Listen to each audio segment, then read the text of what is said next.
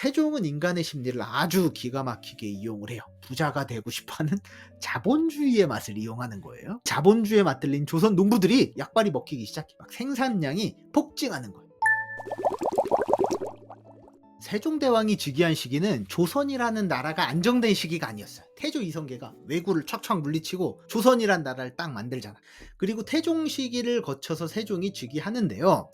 세종이 즉위했을 때는 조선이 건국된 지 딱 30년밖에 안 지났어. 그러니까 조선 왕조가 500년이라고 하잖아. 완전 극초반이란 말이야. 아직 나라의 틀이 잡히지 않았을 때 왕위에 오른 게 22살이란 말이에요. 회사로 치면 창업한 지 얼마 안 된 회사예요. 그 회사를 20살짜리 수저가 물려받아서 회장 자리에 딱 오른 거야. 20살이면 카페 알바를 해도 어버버할 때란 말이에요. 뭘 아냐고. 근데 국가를 운영해야 돼. 국가 자체도 초짜라서 뭔가 자리도 안 잡혀있고 굉장히 어수선한데 그 국가를 운영하는 사람도 20살짜리 초짜야. 초짜가 초짜를 운영하니까 삐그덕거리고 욕먹고 어리숙한 건 당연하죠. 이런 상황에서 세종이 대단한 업적을 세우는 거예요. 우리가 일반적으로 아는 세종대왕의 업적, 뭐 훈민정음, 추국이 이런 거 있잖아요. 그건 너무 다 아는 거니까 그런 유명한 발명품 말고 다른 재밌는 얘기를 한번 해볼까요? 당시 백성들에게 한글보다 한 100만 배 더 중요한 걸 발명해냈거든요.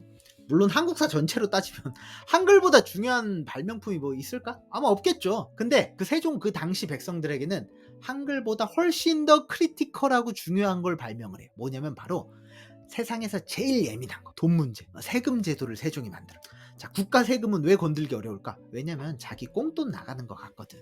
내가 뼈 빠지게 일해서 벌었는데 국가에서 그냥 삥 뜯어가는 것 같잖아요. 종합소득세 내면 진짜 배가 아파.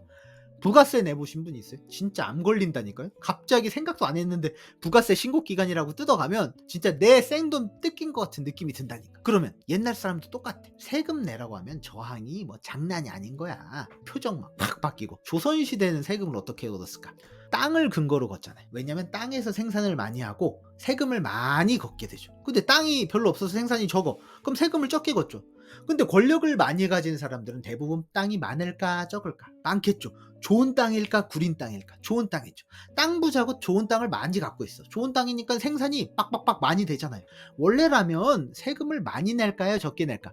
많이 내겠지. 근데 문제는 뭐야? 당시에 정확한 생산량을 책정을 해야 많이 내든 적게 내든 하는데 당시에는 생산량을 정확히 측정하는 방법이 기준이 없어요. 그래서 많이 수확하는지 적게 수확하는지 측정해야 세금을 매기는데 그 측정 자체를 못했다. 그러니까 세금이 완전 주먹구구 식이었다. 어떻게 걸었냐면 세금 걷는 관리가 농사 짓는 땅에 직접 가요. 그리고 쭉 봐. 야, 올해 농사가 잘 됐나 어쨌나 여기도 한번 보고 저기도 한번 보고, 야, 너네는 벼농사가 괜찮네. 그 정도면 오케이. 너넨 단양 세금 콜. 그리고 야, 너네는 보니까 야, 농사 망했네. 뭐 그렇게 농사를 졌어. 잘 좀 해봐. 내 좀 깎아줄게. 야, 성냥만 내. 이런 식으로. 그러니까 얼핏 보면 관리가 직접 땅에 방문해서 농사가 잘 됐나 안 됐나 이렇게 보고 세금을 매기잖아요. 그러니까 정확해 보이는데 사실은 굉장한 주먹구구 방식이었다. 왜냐면 세금 걷는 관리가 슈퍼갑이잖아. 농사 짓는 사람은 슈퍼을이야. 자, 세금 관리가 딱 왔어요. 나는 근데 이 철수가 마음에 안 들어. 이 자식이 나를 만나면 감히 90도로 딱 인사를 해야 되는데 얘가 75도만 숙였어. 건방진 자식. 근데 이번에 철수가 농사를 망했네? 망했으면 어떻게 해야 돼? 망했으면 세금을 좀만 걷어야지. 근데 난 철수가 싫어. 개인적인 감정이 막 들어가서 막 우라통이 터져. 인사를 안 하는 놈이야 얘는.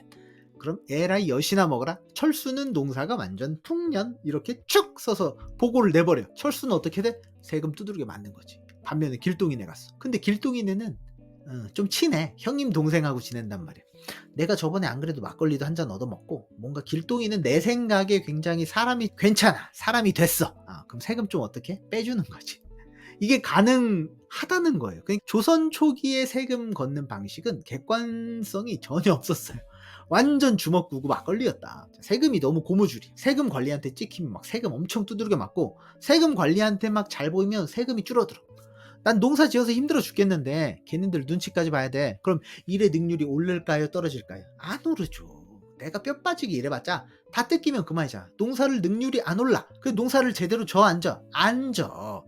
그래서 세종대왕은 야, 이대로는 세금을 삥땅 치는 놈들이 너무 많다. 내가 객관적인 세금 걷는 방법을 개발해야겠다. 그래서 먼저 토지를 쭉 살펴봐요. 그리고 토지를 1000평 단위로 이렇게 잘라요. 자, 여기 1000평, 저기 1000평, 모든 토지를 1000평으로 이렇게 잘라. 그리고 1000평의 토지를 갖고 있으면 쌀 한 가마니만 내라 이렇게 정해줘요. 그러면 세금 내는 입장에서 가만히 생각해 보니까 좋아. 내가 뼈 빠지게 일을 해서 10가마니를 생산하잖아. 그럼 세금으로 쌀 한 가마니만 내고 나머지 9개를 내가 갖는 거야. 내가 열심히 농사 지으면 더 벌겠네, 더 모으겠네. 이 자본주의 마인드가 생기는 거예요. 국가에서 세금을 일정하게 정해줄 테니까 너네는 농사를 많이 지으라고 지원을 해주는 거예요. 많이 수확해서 세금 내고 나머지는 야, 너 다 가져. 다 줄게. 그럼 농사를 막 적극 지원하고 농업 생산력이 더 오르는 거예요. 그때 나온 책이 뭐예요? 농사직설이란 책이에요. 농사 짓는 꿀팁을 알려주는 비법서 같은 거예요. 벼농사는 어떻게 짓고 뭐 보리농사는 어떻게 짓고 뭐 밭농사를 지금까지 많이 지었는데 논농사로 바꾸면 너네가 더 좋을 거야. 그래서 세종은 인간의 심리를 아주 기가 막히게 이용을 해요. 부자가 되고 싶어하는 자본주의의 맛을 이용하는 거예요. 그 자본주의에 맞들린 조선 농부들이 막 약발이 먹히기 시작해. 막 생산량이 폭증하는 거예요. 그래서 고려 말기랑 조선 세종 때랑 비교를 해보면 농사 짓는 땅의 면적이 3배 증가해버려요. 농사 짓는 땅이 3배 증가했다는 말은 GDP가 생으로 3배 증가했다는 말하고 똑같아. 당시 땅은 곧 GDP니까. 그런데 세종대왕이 이런 세금 제도를 만들었잖아요. 이걸 도입을 어떻게 했을까? 당시 권력자들이 다 땅 부자잖아요. FM대로 하면 얘네들 세금을 겁나 많이 내야 돼. 이대로 가면 세금을 지금처럼 조금 내야 돼. 세금 관리가 일반인들 땅에 가면 따박따박 FM대로 매길 수 있겠죠. 근데 세금 관리가 영의정 땅에 갔어. 그리고 영의정 이 양반 뭐 농사 잘 지었네 하면서 세금 빡시게 FM대로 매기겠냐고. 쫄아서 도망갈걸? 세종대왕이 세금 제도를 바꾸려고 해도 기득권층이 막 엄청 빡세게 반대를 한단 말이에요. 막 전하 뭐 통촉하시옵소서 그러면서. 그래서 세종은 이 세금 제도를 도입하기 위해서 엄청나게 신박한 방법을 사용을 합니다. 우리가 흔히 하는 착각이 뭐냐면 조선시대는 왕정이고 세종대왕은 되게 위인이잖아. 역사적인. 자신이 혼자서 고뇌한 다음에 중요한 정책을 탁탁탁 내놓아서 이거를 딱 관철시켰을 거라고 생각을 하는데 그러지 않았다. 기적적으로 뿅 나오는 건 없었어요. 세종도 그렇게 하지 않았고. 자, 세금 제도를 개편하면서 백성들의 의견을 한번 들어볼까? 이러고 대규모 여론조사를 실시합니다. 지금이야 매주 대통령 뭐 긍부정 평가 정장 지지율 여론조사 이런 거 매주 하잖아. 그러니까 지금 민주주의 국가니까 투표율 지지율 이런 숫자에 굉장히 민감하다고. 지지율 따라서 뭐 대통령 갈아엎고 도지사 갈고 다 바꾸잖아. 근데 조선시대 여론조사를 한다? 이건 창의적인 방법이에요. 민주주의 이전에는 생각을 할 수 없는 방법이야. 조사도 동네 가서 한두 명 물어보는 방법이 아니야. 엄청 많이 물어봐. 15개월 동안 17만 명 조사를 해요. 지금도 그 정도 뭐 여론조사 하려면 장난 아닐 거예요. 어떻게 하냐? 한 명 부르는 거야. 야, 길동아 일로 와봐.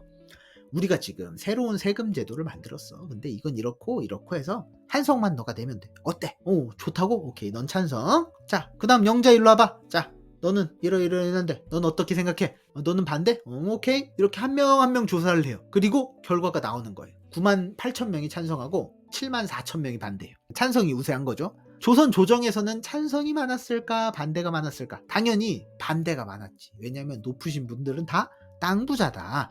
그래서 내가 내야 되는 세금이 투명하게 까발려지니까 이게 싫었다. 세종은 명분이 있었죠. 설문조사를 했잖아. 자, 봐라. 백성들의 민심이 이렇다. 듣지 못하겠냐? 민심은 천심이다. 까불지 마라. 이렇게 밀어붙이는 거야.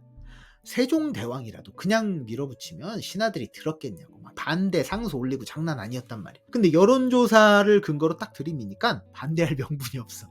여기서 만약에 반대하면 겁나 꼰대가 되는 거야. 민심에 반대하고 막 자기 뱃속만 챙기는 탐관오리가 되는 거야. 그러니까 어떻게 하지 어떻게 하면서 듣는 수밖에 없는 거야. 그래서 새로운 세금 제도가 시작됩니다.